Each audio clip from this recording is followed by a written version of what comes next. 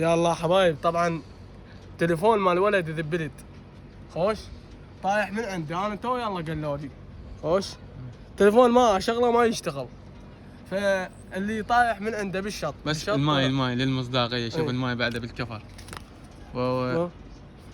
خوش هذا لقيته صار له يومين طايح من ولد ذبلت، بس ما اعرفه انا، الله شاهد.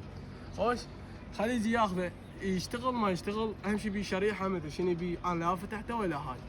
خوش طايح بشطة قرمه، بشطة قرمه اللي له هذا التليفون، بس خليه يقول المكان وين، انا موت اطيء له. خوش كل شيء ما اريد من عنده، وطاح بمكان قميج.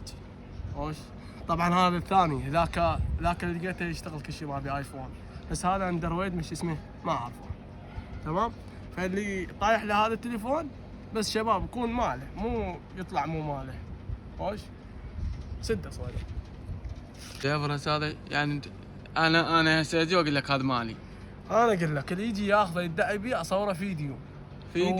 هو ما يفيد، انا ما اعتقد يفيد، بس بيه شريحه. اي يتحمل مسؤوليه كل شيء، شنو يصير بيه؟